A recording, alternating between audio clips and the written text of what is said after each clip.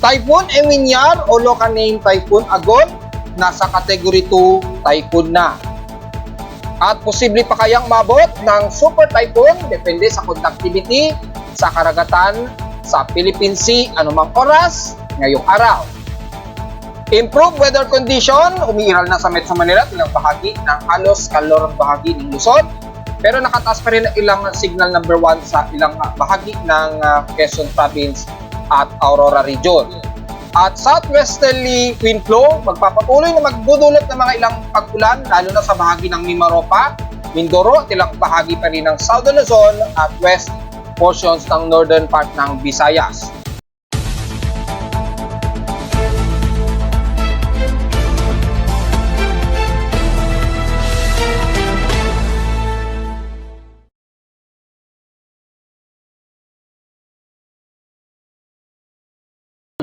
Hello, good morning mga folks. Welcome po muli sa ating Daily Weather Bulletin at Analysis para sa araw ng Lunes, May 27, 2024. Ang oras ng ating voice point may maga ay alas 10:25 na ng umaga. Improved weather condition na po dito sa amin sa Caloocan at the rest ng Metro Manila at tinanggal na rin ito ni Pag-asa sa tropical cyclone wind signal since kaninang madaling araw nga. Dahil nga po kagabi pa ay inasahan na natin na lumayo na yan ng kalupaan ng lubusan sa bahagi pa rin ng karagatan ng Calabarzon. At ito ay nasa bandang Pacific Ocean na po sa may bandang Philippine Sea na. Which is i-discuss natin ang buong detalye maya-mayang konti. At sa kasalukuyang status natin mula sa dashboard, ng PMO Weather, makikita natin ang mga ilang water vapor pa rin din sa may bandang kalurang bahagi ng bandang South Luzon at ilang pati ng Mimaropa. At makikita sa ating live Doppler radar animated imagery mula sa data feed ni Pag-asa. Of course, makikita ang ilang water vapor pa rin umiiral sa may bahagi pa rin ng katimugang parte ng Metro Manila. Typically, mga light drizzle rains ang medyo mas mararamdaman pa rin ng mga taga Batangas area, Cavite, yan, sa may mga bandang Tagaytay, ilang bahagi pa rin ng Calabarzon. While unti-unting improved weather condition na rin po kayo yan, dyan, bagamat makakaramdam pa rin kayo ng ilang bugsuan ng hangin dahil sa unti-unti nga pong nahahatak ang ilang southwesterly wind flow dito sa may bandang southwest ng bahagi ng Luzon, kasama na ang buong Mimaropa, all the way na yan hanggang sa bahagi ng west portion sa Visayas. At kung makikita niyo sa aking picture na pinost din kahapon sa aking report sa YouTube, makikita niyo na indicated ang southwest westerly inflow na in-indicate ko nga na inaasahang hahatak yan sa hangin mula dito sa timog kanluran bahagi ng ating bansa. Habang lumalayo naman pa northeast ang kilos nitong si Typhoon Agon nga po na kasalukuyang nasa Category 2 typhoon na nga po. At bukod dyan ay makikita dito ang mga pag-ulan pa rin iiral sa bahagi na po ng Aurora Region ha. At nabanggit na natin sa mga report kahapon at sa pagpo-post ko update sa aking Facebook page. Inaasahan nga po na sa mga nagtatanong na rin na sinagot ko ay expected ngayong araw ay mas makakaranas kayo ng mga ilang light to moderate showers at may mga ilang mga gusty winds na rin, lalo na dyan sa bahagi nga po ng Kasiguran at Palanan, Isabela. Unti-unting mas mararamdaman na yan ang ilang bahagi dyan sa may Cagayan Valley o Cagayan Valley region. Bagamat hindi kayo masyadong mas maapektuhan nitong si Typhoon Agon dahil punoprotektahan kasi kayo ng Sierra Madre Mountains, kaya medyo maaalpas yung lakas ng bugso pagpasok ng kalupaan nga po ng Cagayan Valley. Pero makakaranas pa rin kayo ng mas makulimlim na himpapawid at kagaya sa Metro Manila kahapon, medyo makakaranas din kayo ng mga ilang light to moderate showers na manaka-naka ng bugso pa rin ng hangin. At dito naman sa ating lightning detection system, makikita po at nasa more than 60 lightning strikes na po ang kasalukuyang na-detect within 2-hour period po ito ha. At makikitang aktibo po ang cloud to ground sa may bandang Bernhan Rise at silangang baybayin ng Cagayan. Yan. At sa baybayin rin ng bandang Isabela at Aurora Region. Mangilan-ngilan na lamang depende sa hatak at trough na nakahatak ng southwesterly inflow nitong si Typhoon Agon habang ito ay nasa bahagi na nga po ng bandang Aurora baybayin o karagatan ng Pacific Ocean ng Aurora Region. At dahil dyan ay may mga ilang pagtulog at pagkilat pa rin. So asahan din ang mataas na pag-alon dyan. Kaya bawal po muna ang lumayag kung maaari dahil delikado po na pumalaot ngayon dyan dahil sa mataas na alon at malakas ang bugso ng hangin sa karagatan na yan ng Aurora at Cagayan of course. So ingat na lamang po mga folks. Sa ating current conditions naman sa Metro Manila mula sa aking weather station sa Caloocan at sa weather monitoring system, overcast po, gloomy. So expected, windy po dahil may mga pagbugso pa rin tayong mararanasan. Partly cloudy at ilang mostly cloudy pa rin ang patuloy na iiral itong maghapon. Medyo lilitaw na po yung totally ang sikat ng araw mga bandang hapon pa po talaga. Ngayon medyo makakaranas pa rin tayo medyo makulimlim na himpapawid dahil medyo may mga trough pa rin dulot nga po ng southwesterlies wind flow na magbubusog nga po ng ilang water vapor at magpuproduce ng mga ilang surface trough. At umaabot nga po, pumipitik pa ng hanggang 42 kilometers per hour ang maximum wind speed approximate base na rin sa reading ng aking anemometer dito sa Caloocan.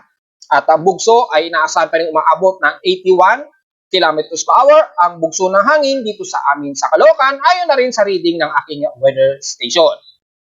Samantala mga folks, sa lowest temperature na itala na aking weather station kaninang 12:01 ang madaling araw. Pinakamababa na ang 24.8 degrees Celsius ang naitala na aming weather station kaninang madaling araw at 12:01 AM nga po. At kahapon nakapagtala kami ng napakababang temperatura din na parang may amihan na umabot ng 25.6 degrees Celsius ang pinakamataas na naming temperatura yan kahapon at 12:11 AM. Yan yung kasagsagan ng malakas tuloy-tuloy na long run ng pag-ulan dulot nga po ni Aghon habang nandyan pa siya sa may bandang Calabarzon. Kahapon po yan ng tanghali. Kaya bumaba ng husto ang aming pinaka-highest temperature. Pumitik lamang ng 25.6 degrees Celsius. So napakamalamig ang naging temperatura namin sa Caloocan kahapon.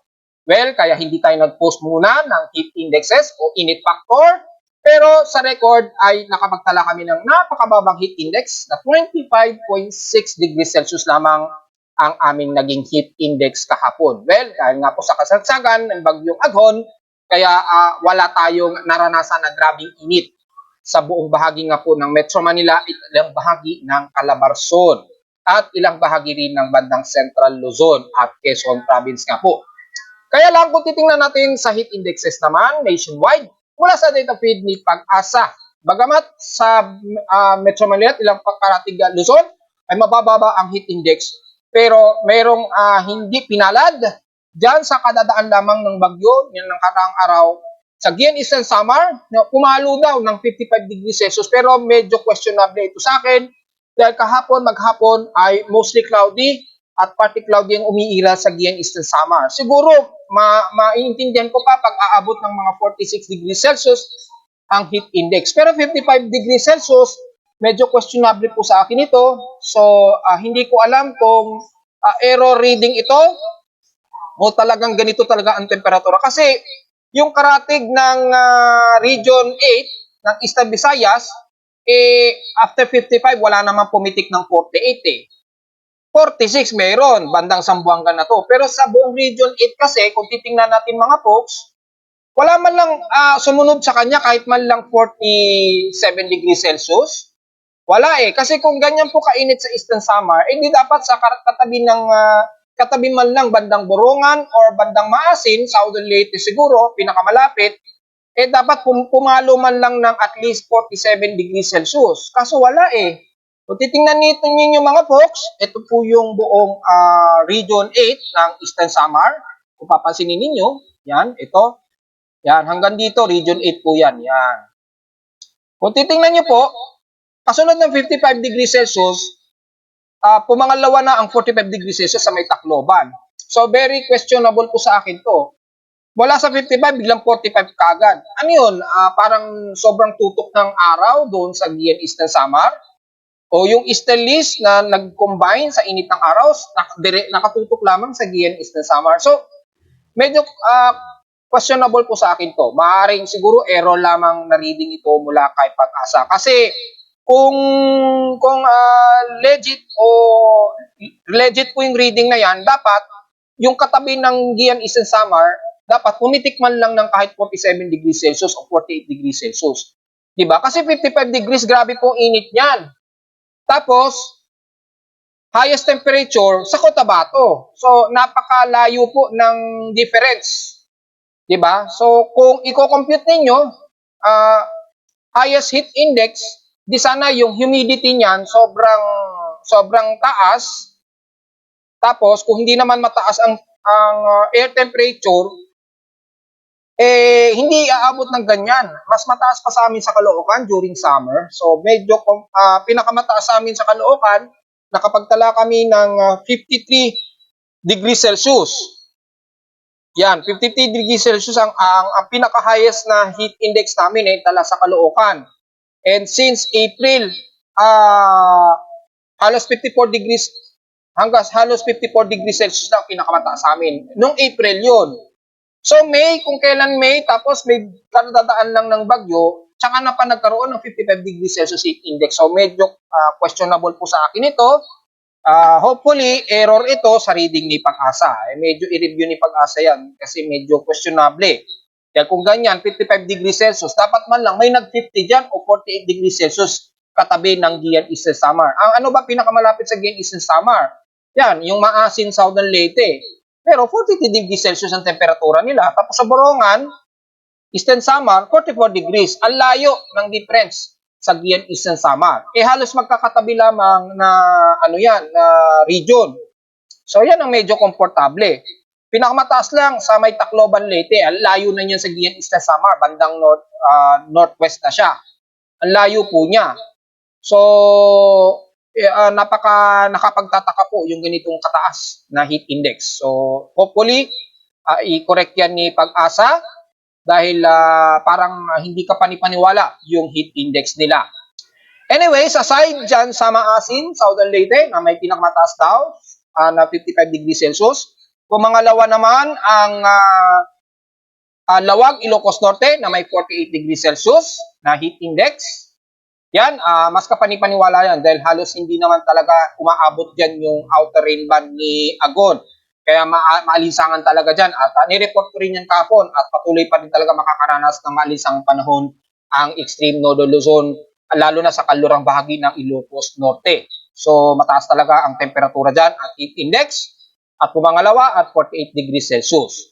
At pumapangatlo naman, kung may 46 degrees Celsius, dito sa may bahagi ng Batak, Ilocos Norte pa rin. So, mapapansin nyo, puro norte. At kung hindi norte, bandang southern naman ang may pinakamatatas na heat index. So, kasabay din ang Apari, Cagayan, yan, puro norte yan. Matik na po yan, understandable, dahil hindi naman umaabot dyan si Aghon. At dito naman sa may Katimugan, ang Zamboanga del Sur, ang may 46 degrees Celsius na heat index. Yan, understandable din yan. Dahil yung area na yan, hindi naman inabot nitong si Aghon, yung outer rain band. Pero yung dinaanan pa ni Bagyong Aghon sa may Gian Eastern Samar, tapos ganyan pa kataas ang heat index, medyo hindi ka panipaniwala base lamang sa aking obserbasyon yan. Pero dahil official yan na Pag-asa, susundin pa rin natin kahit na medyo questionable yan. Anyways, aside dyan sa Maasin, Southern Leyte, na may pinakamataas daw na 55 degrees Celsius. Pumangalawa naman ang Lawag, Ilocos Norte, na may 48 degrees Celsius na heat index. Yan, mas kapanipaniwala yan dahil halos hindi naman talaga umaabot dyan yung outer rain band ni Aghon. Kaya maalinsangan talaga dyan. At nireport ko rin yan kahapon at patuloy pa rin talaga makakaranas ng maalinsang panahon ang extreme Nodo Luzon, lalo na sa kalurang bahagi ng Ilocos Norte. So mataas talaga ang temperatura dyan at heat index. At pumangalawa at 48 degrees Celsius. At pumapangatlo naman, kung may 46 degrees Celsius, dito sa may bahagi ng Batak, Ilocos Norte pa rin. So mapapansin nyo, puro norte. At kung hindi norte, bandang southern naman ang may pinakamatatas na heat index. So kasabay din ang Apari, Cagayan, yan, puro norte yan. Matik na po yan, understandable, dahil hindi naman umaabot dyan si Aghon.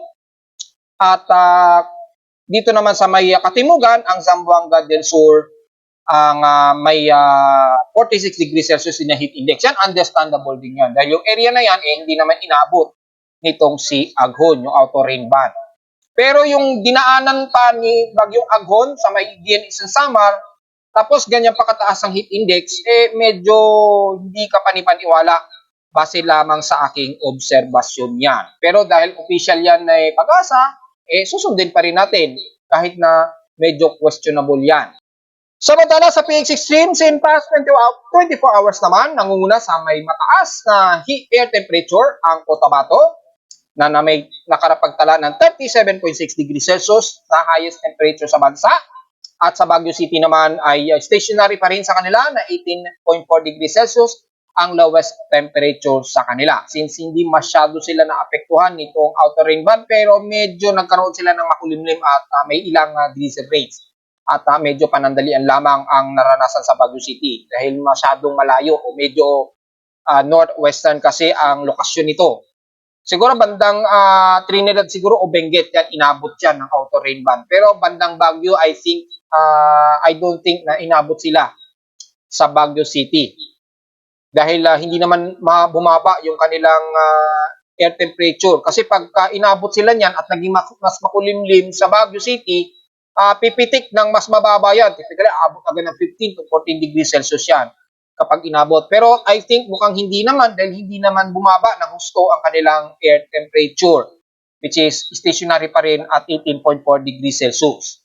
Pagdating naman sa inulan, ang nangunguna sa may pinakamataas na inulan, ang Infanta Quezon, well, matik na yan dahil umabot sa kanila ang Tropical Cyclone Wind Signal number 2 na itinaas ni Pag-asa dyan kahapon sa bahagi rin ng Infanta Quezon. At umalo sa total of 253 mm ang highest rainfall na naitala ng mga taga-Infanta, kaya expected na nagkaroon po ng flash floods dan. At hindi naman tayo nagkulang na paalala na kahit hindi ganun kasungit bago mag-severe tropical storm itong si Aghon, nagbigay pa rin tayo ng info na once na biglang tumaas yan o lumakas, doon pa lamang mararamdaman yung sungit nitong si Aghon, which is hindi naman tayo nagkamali ng analysis kahapon.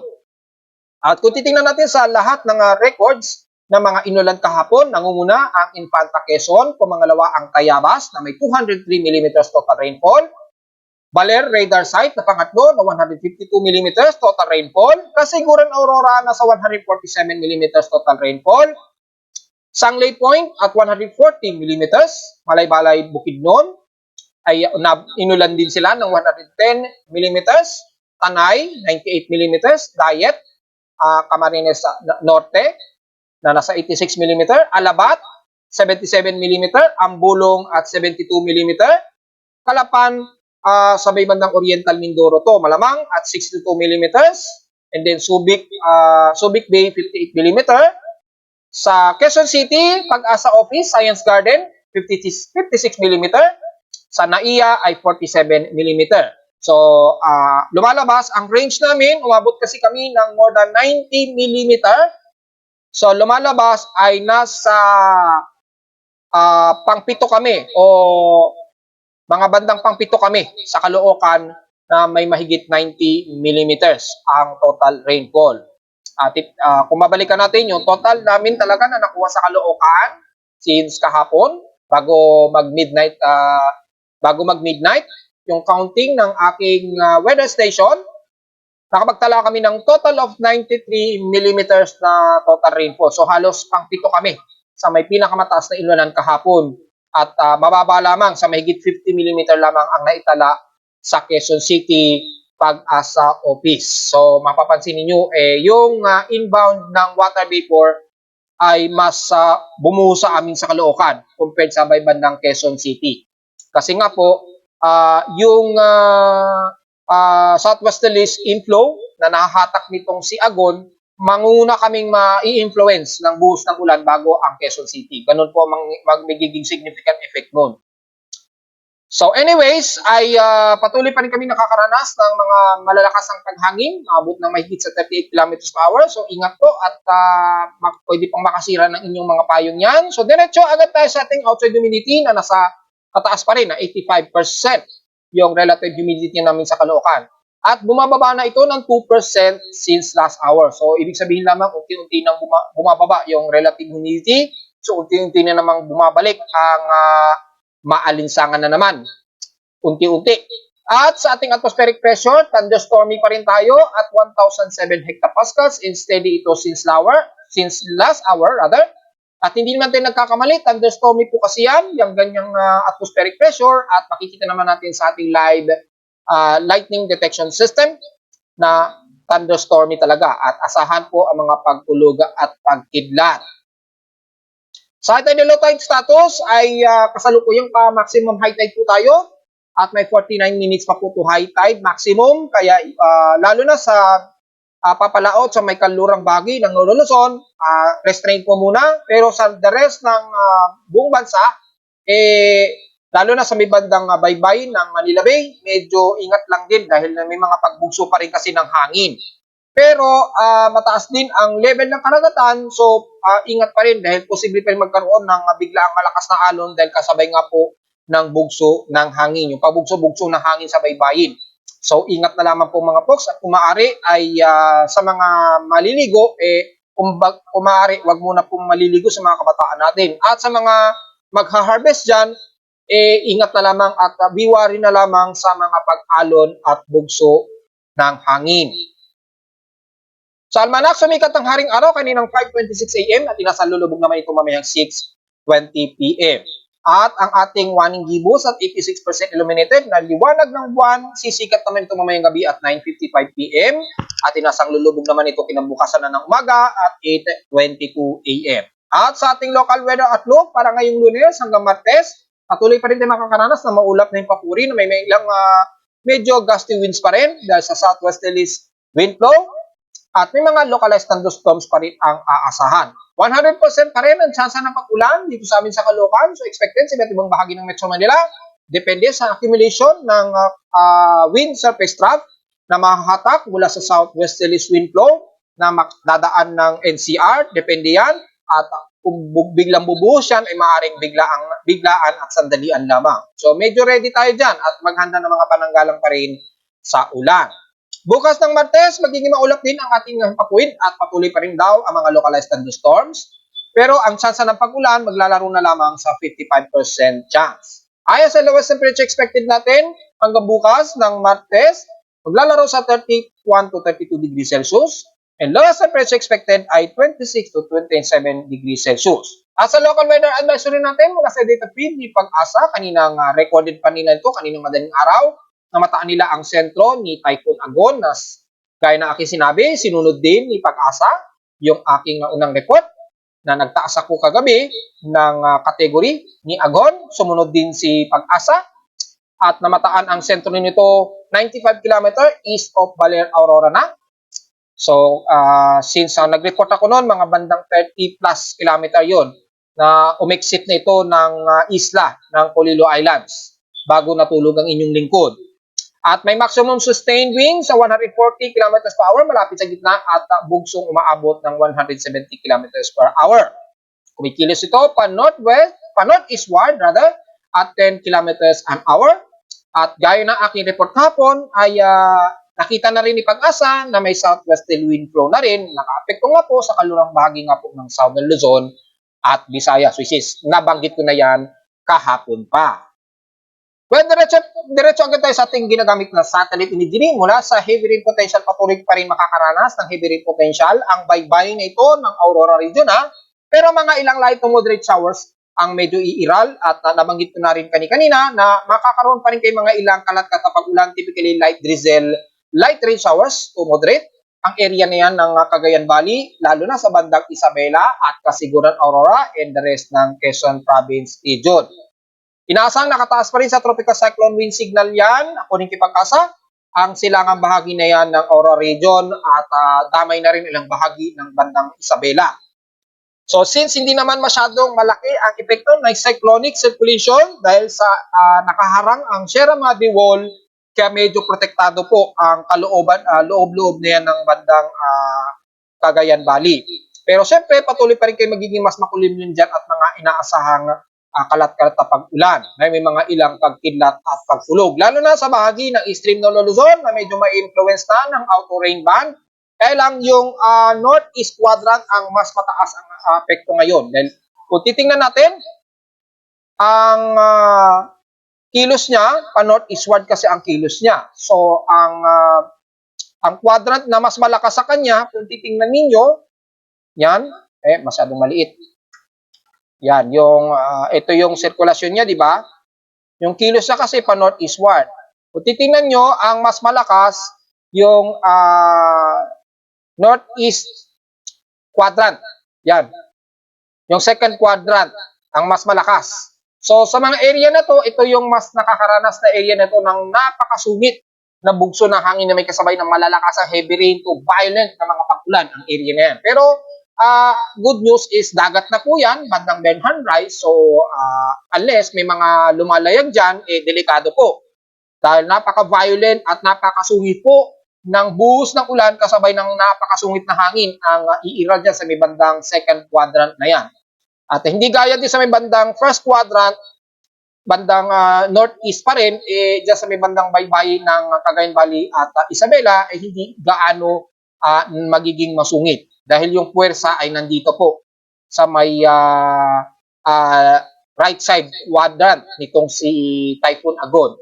So, yun ang medyo good news. Kaya sa mga kababayan natin dyan, at least maging listo lamang kayo sa mga biglaang pagsusulpot na mga gusty winds ha. Pero hindi naman aasahan na sobrang sungit ang mararamdaman ninyo dyan. So, yun ang medyo good news po. At habang lumalayo itong si Typhoon Agon, at since nasa category typhoon po ito, ay posible pa rin na magkakaroon pa rin ng accumulated cyclonic circulation sa baybayin na yan ng Isabela, Baler, Aurora hanggang Kasiguran ha. So medyo worry at ingat na lamang mga folks. Lalo sa mga light materials sa mga tahanan ay posible pa rin makasira yan kahit pumitik ng at least 70 kilometers per hour yung biglang bugso ng hangin. Pero yung pag-ulan ay hindi masyado natin magiging worry. Typically light to moderate at drizzle rains lamang ang mas mararamdaman ng mga taga Northeastern Luzon. Ganon din sa bahagi ng extreme Northern Luzon, ng Ilocos Norte, dalang bahagi ng west portions ng Ilocos Sur, La Union hanggang Pangasinan na po yan at Zambales. Bagamat mga ilang kaulapan ang masiiral, partly cloudy at ilang mostly cloudy, mga ilang light rain showers lamang at isolated ang medyo iiral pa rin sa may kaluran pa rin ng northern part ng Luzon hanggang bandang Zambales na po. So kung mapapansin niyo halos wala kayong mararamdaman na buhos ng ulan ng alalakasan. Typically, mga drizzle lamang ang medyo iiral. Pero dahil sa banda rito sa may southwest portion ng Luzon, dito sa alignment nito ng Bataan, Metro Manila at Mimaropa, yung range na yan, kung titingnan ninyo, yung southwesterly wind flow, medyo malakas po ang higop dyan habang hinahatak. Pa-inflow, papunta din sa direksyon ni Typhoon Agon. At dahil dyan po, yung kasabayan ng Mimaropa, Southern Luzon, west portion sa Visayas at west portion sa Mindanao, makakaranas pa rin kayo dyan ha, ng mga ilang kalatkat na mga pag-ulan. At may mga typically moderate and some heavy rain showers po ang medyo iiral. So, watch out po at ingat pa rin sa mga potential na pagbaha at wag naman sa magkaroon ng pagguho ng lupa at expect din ng mga biglaang malakasang pag-ulan. So, kung in detail, kung titingnan natin, gamit ang ating Himawari 8 satellite imagery mo sa data feed ni Pag-asa, nasang nakakaranas ng mga kalatag na pag-ulan ang bahagi po ng Tagaytay hanggang banda sa bandang Kalatagan, Batangas, Lubang Island at ilang bahagi nga po ng Mindoro, lalo na sa Oriental Mindoro, kasama na ang bandang Paluan at Abra de Ilog o Puerto Galera. So ingat na lamang, magdala ng pananggalang sa ulan. At the rest ng buong bahagi nito ng Coron, Palawan, El Nido hanggang Brooks Point at Batarasa. Nadadamay na rin ang ilang bahagi ng Kalayaan Islands, dulot pa rin ng southwesterly wind flow na nahahatak. So nagiging southwesterly inflow dahil sa paghatak nitong si Typhoon Agon ay inasahan magkakaroon kayo mga scattered rain showers na may mga posible pa rin mga ilang pagkulog at pagkilat. Pero medyo malamig kasi yung hangin dito at temperatura. Kaya yung lightning strikes medyo napakadalang lamang ang posibilidad ng mga lightning strikes. Siguro mga cloud to cloud lamang. Dahil yung upper hemisphere ng himpapawid more than 60 meters, mainit-init na po yan. Yung mataas na upper, yung tinatawag na upper wind o upper cloud, yung bahagi na yan, mas mainit na po yan. Pero yung below 60 meters pababa, mga medyo malamig-lamig pa. Kaya yung cloud to ground na lightning strikes, medyo napakadalang lamang. Pero yung cloud to cloud lightning strikes, madedetect pa rin yan ng mga sentinels sa iba't ibang thunderstorm monitoring agencies. So, madedetect yan sa outer space. Pero yung cloud to ground, hindi na po masyado makikita dyan. Ang mas nakikita po di sa may bandang northeastern o extreme northeastern Luzon, yan. Mas madalas cloud to ground po yan. Na which is nadedetect yan maging ng aking lightning detection system. So, balik tayo sa may kanlurang bahagi ng Visayas ha. Makakaranas kayo ng mga kalat-kalat na pag-ulan. Yan, may mga ilang localized thunderstorms din ang naka-forecast din. Dahil kapag isolated, asahan din ng mga isolated at localized thunderstorms. Kasama na ang buong Southern Luzon, kabilang na ang west portions ng Visayas mula sa buong bahagi ng Panay Island, lalo na mga taga San Jose Buenavista hanggang San Joaquin, damay ng Iloilo, Guimaras Island at sa Negros Region naman ang ilang bahagi ng Bacolod, Bogo, pababa na po yan ng Himaymaylan City, Kabangkalan hanggang Bayawan City. So mapapansin niyo kanlurang bahagi ng Western Visayas ang mas makakaranas kayo ng mga kalat-kalat na pag-ulan na may ilang pagkilat ng pagkulog. Epekto yan ng southwesterly wind flow at magiging mas maulap naman ang himpapawid sa the rest ng Central Visayas at East portions ng Visayas. Isolated rain showers lang din po ang medyo iira sa inyo dyan. At lalo na sa bahagi ng Southern Luzon, damay na ang bahagi ng Bicol Region. Well, dahil malapit pa rin yung outer rain band dyan sa border o boundary ng Bicol Region, medyo makakaranas pa rin kayo ng mga ilang light and drizzle rains and some moderate rain showers. Lalo na ng mga taga Camarines Norte, ilang bahagi ng dyan sa bandang Bitayot Camarines Norte pa rin. And the rest ng bandang Camarines Sur, may mga ilang light o moderate showers pa rin kayo. Manaka-naka po yan. At magiging mas maulap pa rin ang himpapuwid hanggang Catanduanes Island pa rin. And the rest ng Bicol Region hanggang Iriga, Legazpi, Sorsogon, despite ng mga medyo katamtaman na lagay ng panahon, ay makakaranas pa rin kayo ng mga ilang isolated rain showers and mostly o partly to mostly cloudy at times maghapon pa rin mga puksa. Kasi yung kasabay ng trough na yan ay yung pamumuo ng trough dahil pa rin sa southwesterly inflow ay umi-influence ngayon sa buong bahagi ng Visayas at west portions ng Mindanao area. So medyo partly to mostly cloudy ang madalas na iiral sa halos buong Visayas area at mas maulan naman ang kanlurang bahagi ng Visayas. At sa may bahagi naman ng Mindanao, ang buong Zamboanga Peninsula, asahan din po ang mga kalat-kalat na pag-ulan na may ilang pagkilat at pagulog dahil sa influence pa rin ng southwesterly wind flow, ang ilang bahagi na yan ng Zamboanga del Norte and the rest ng Zamboanga del Sur at ilang isla ng Basilan at Hulusulu. Katamtaman at partly to mostly cloudy din ang iiral sa buong bahagi ng Northern Mindanao mula Iligan, Cagayan de Oro, Butuan, maging dyan sa bahagi ng Surigao del Norte. So damay na ang Dinagat at Siargao Island sa magkakaroon ng mga ilang partly to mostly cloudy at ay kalat-kalat na mga isolated rain showers ngayong maghapon. Pero medyo mas umiiral na ang mga mabandang dyan sa may bandang silangan ng Visayas at Mindanao, medyo mas nakakaranas kayo ng medyo fair weather. Despite naman may mga partly to mostly cloudy kayo iiral dyan. And the rest ng bahagi nga po ng Davao de Oro at buong Davao Region, despite na magiging partly cloudy to mostly cloudy at all times, pero yung chance ng pag-ulan medyo naglalaro lamang sa 40 to 60% chance at isolated light rain showers ang medyo iiral sa inyo. Kung hindi man pumasok ang light rain showers, magiging mostly cloudy ang magiging maghapon ninyo dyan. So medyo may mga katamtaman ang lagay ninyo dyan, medyo may pagsilip ng araw, pero at least hindi naman magiging violent ang temperatura sa ngayon sa buong bahagi ng Mindanao. Magiging maaraw, siguro maglalaro sa 35 degrees Celsius sa magiging temperatura nyo pa rin dyan hanggang Compostela Valley and the rest ng Sorsogon at BARMM. Isolated and mga ilang localized thunderstorms lamang sa hapon o sa gabi ang iiral ng mga taga Sorsogon at dyan sa bahagi ng BARM. Pero chance ng pag-ulan naman sa central ng Mindanao hanggang Davao Region, naglalaro lamang sa 44 to 60% chance ang magiging pag-ulan. So wala masyadong epekto ng southwesterly sa bahagi ng silangan ng Mindanao. Maliban na lamang sa kalurang bahagi ng Mindanao, all the way ng west portions ng Visayas hanggang Mimaropa na po yan, mga po. Kamustahin naman natin ang lagay ni Typhoon Ewinyar international name, sa local name natin na typhoon naman na Agon. And so far, as of 11:45 AM, kasalukuyang updated sa aking tropical cyclone sector monitoring, ang 1-minute average wind speed na ngayon nito so far ay nasa 171 kilometers per hour with central air pressure na 959.17 hectopascals at bugsong umaabot ng 214 kilometers per hour. So pasok sa category 2, nananatiling category 2 typhoon pa rin po ito. Pero yung 10-minute average wind speed natin ay nasa 127 kilometers per hour at bugsong umaabot ng 157 kilometers per hour. Kumikilos pa rin to, pahilagang silangan, direksyon, sa bilis na 8 km per hour. So medyo mabagal-bagal ang kilos niya ngayon. At kung titingnan natin sa satellite imagery ng tropical cyclone sector monitoring natin, ay nandito na to sa may layong 91.6 o 92 km per hour southeast ng Kasiguran Aurora. So inaasahan na medyo gagalaw na ito ng konti. Kung titingnan natin in real time ay naglalaro na sa around 100 kilometers per hour southeast nito ng Kasiguran Aurora.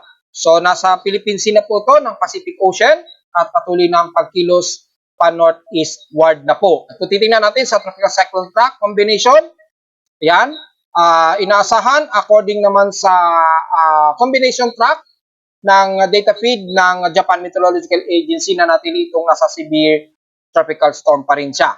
So, medyo lately o medyo least yung update ni Japan Meteorological Agency rito.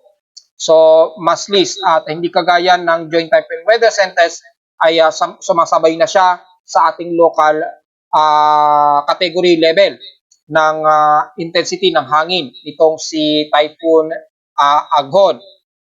At kung titingnan naman natin sa tropical cyclone track converted sa oras ng Pilipinas para malaman natin ang inaasahang magiging tahak nito ngayong maghapon, inaasahang nasa bandang silangan na raw po ito ng Isabela o Palanan Isabela at ina-expect mga hapon o gabi o 8 PM yung forecast period na magiging position niya mamaya ay in-expect dito in between posibleng maging super typhoon category po ito.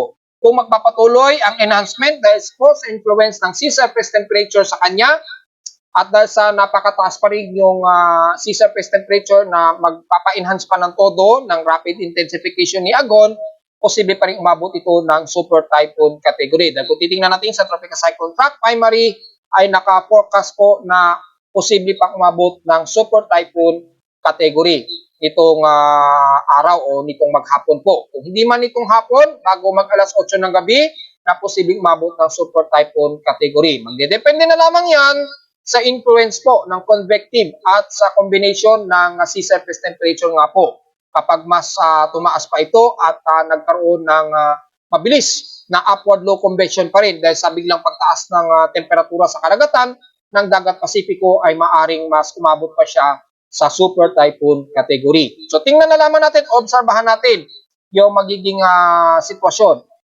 Magre-rely na lamang kasi yan sa sea surface temperature dahil wala na halos, wala itong lupa na dadaanan sa ngayon nitong si Typhoon Agon sa loob ng 24 oras. Hanggang sa inaasahan nga po natin, by 8 AM bukas ng Tuesday ay nasa may bandang silangan na ito ng bandang Batanes Group of Islands na. Pero malayo na ito sa may bandang silangan ng Batanes Group of Islands. At inaasahan sa loob ng 80-hour period, 70 to 80-hour period, inaasahang by Wednesday, May 29, ay posible na itong mag-exit. Siguro kung hindi man 8 AM, maaaring bago maghating gabi ng May 29, 2024, ay inaasahan na itong mag-exit sa ating Philippine Area of Responsibility. Dahil inaasahang lalapit na ito sa may bandang southeast ng Okinawa Island, probably according dito sa latest update, ay May 29, 2024. So, nag-adjust na ng konti, naging Wednesday na, imbis na Tuesday. So, probably mga Miyerkules na po, this week, inaasahang lalabas na ito ng ating Philippine Area of Responsibility. Kung hindi man bago mag 8 PM ng Wednesday o baka bago maghating gabi. So, tingnan na natin yung progress ng forecast o extended forecast ng cyclone track na ito. Kasi baka maging later yan o maging late yung update o probably baka May 30, 2024 na ito inaasahang i-exit ng ating Philippine Area of Responsibility either ng 8 a.m. ng umaga o ng madaling araw ng May 30, 2024. So at least yun yung ating inaasahan, expected forecast ng magiging galaw nitong si Typhoon Aghon sa ngayon. At kung titingnan naman natin yung global forecast assessment, kung merong posibleng sumunod kay Aghon, baka habang nakatutok tayo kay Aghon, hindi natin napapansin, baka mayroon na namang sumunod sa kanya. Well, so far, wala naman tayo nakikita nakasunod ni Aghon na anumang trough o anomaly sa karagatan ng Western Pacific Basin so far. So, maaaring after nitong kay Aghon, mukhang wala tayong inaasahan na susunod sa kanya sa loob ng 3 hanggang 5 araw at mukhang kalmado naman ang karagatan nito ng bandang south ng Guam or ng bandang Micronesian zone. Bagamat magpapatuloy at mas improve na po ang ITZZ dyan o Intertropical Convergence Zone na nagpapang-abot na sa silangan ng Mindanao. So sa mga susunod na linggo ay asahan natin na mas mararamdaman na natin ang mga posibleng development ng mga tropical low pressure area dahil sa presence na po ng Intertropical Convergence Zone mula ngayong huling linggo ito ng May. At kung titingnan natin sa mean sea level pressure after nitong si Aghon na ating binabantayan. At kung titingnan natin dito kung yung pareho ba magiging forecast sa Wednesday ang inaasang i-exit ng ating PAR. Kung titingnan natin, lumalabas nga po pareho.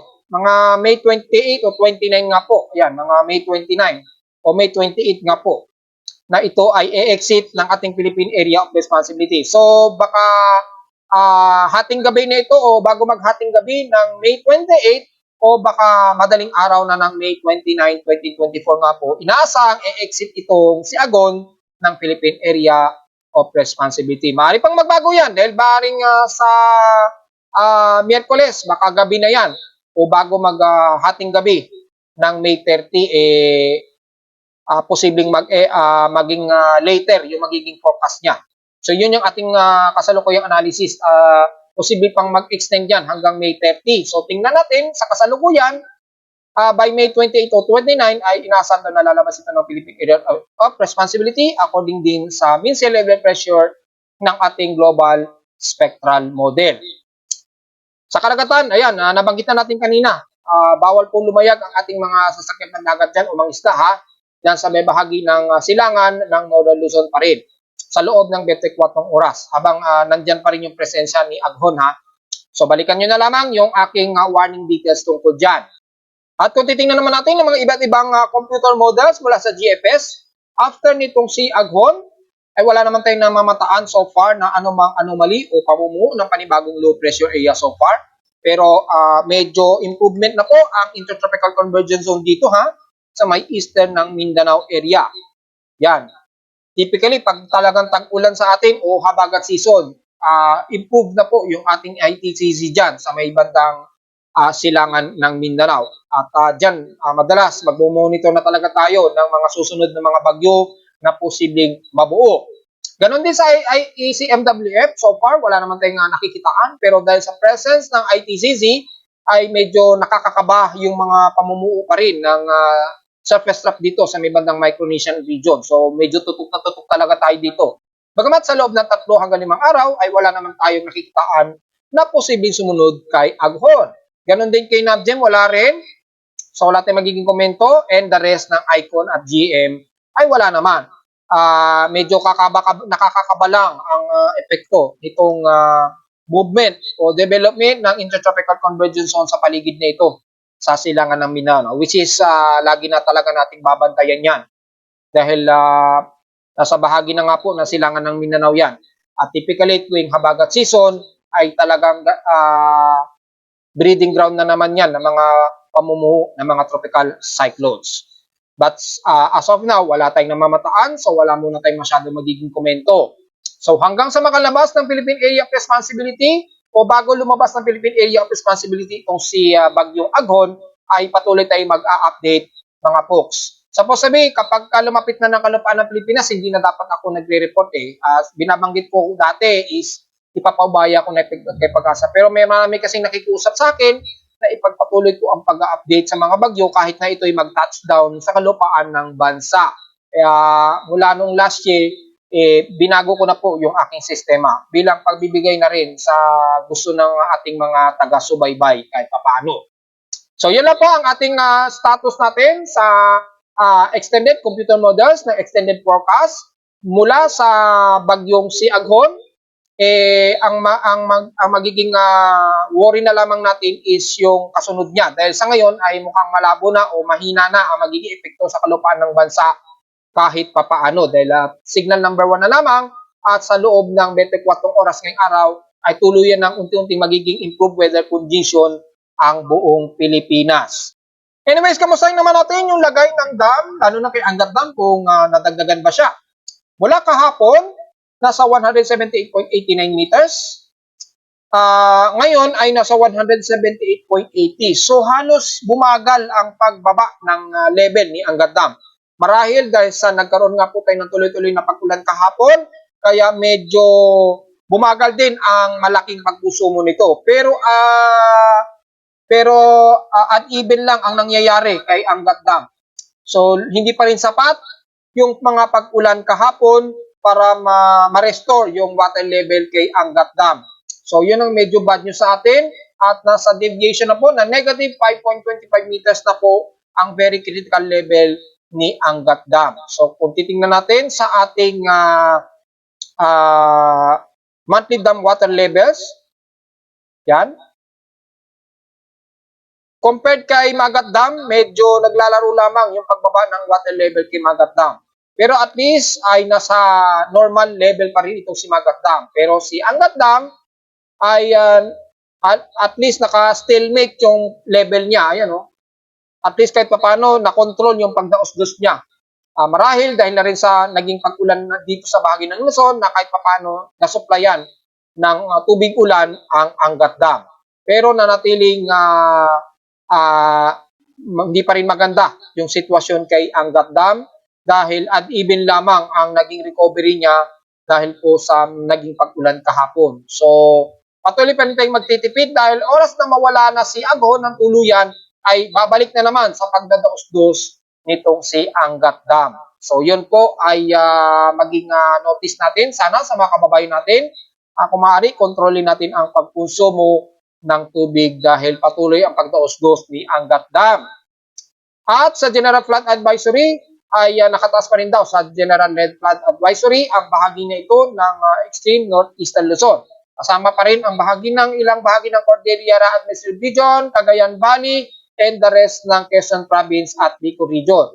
Dito naman sa bahagi ng Calabarzon, kasama ang Calamba, Laguna, Batangas at bandang Lucena nga po.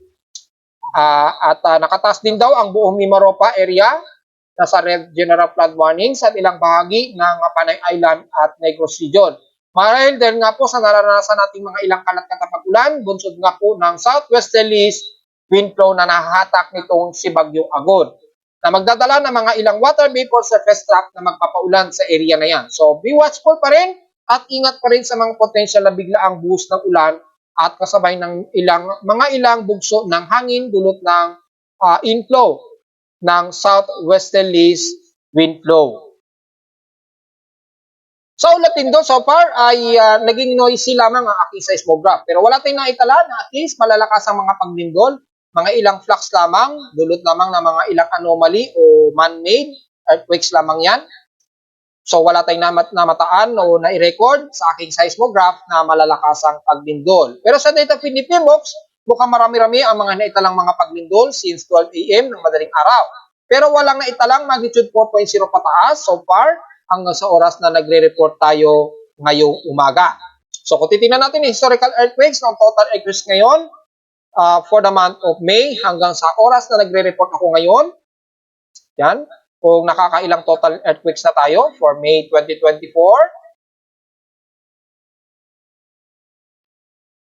Ayun. More than 1,000 earthquakes na po. To be exact, 1,028 earthquakes na po ang naitala natin sa bansa.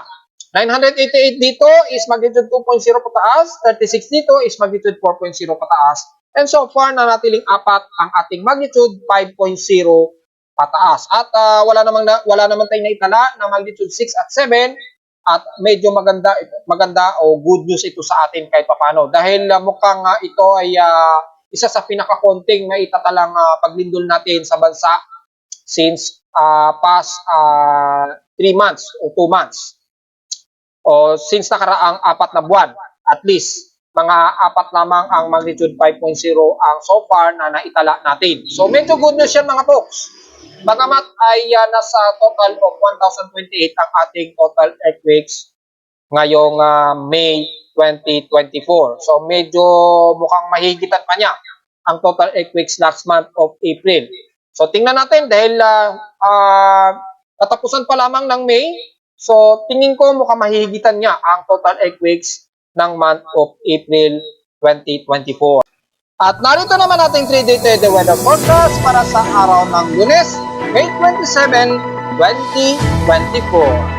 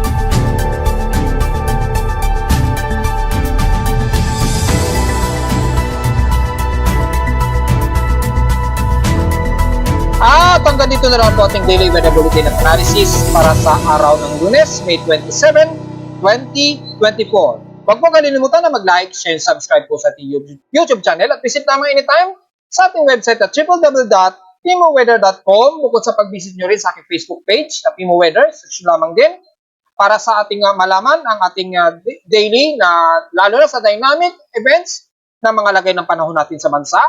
At makikita rin ang mga dynamics, lalo na kung bibisitahin yung aking webpage sa Pimo Weather, lalo na sa real-time events mula sa amin sa Caloocan, gamit ang aking weather station sa Caloocan at sa mga data feeds mula sa iba't ibang weather agencies. Maraming salamat po mga folks at magandang araw po sa ating lahat.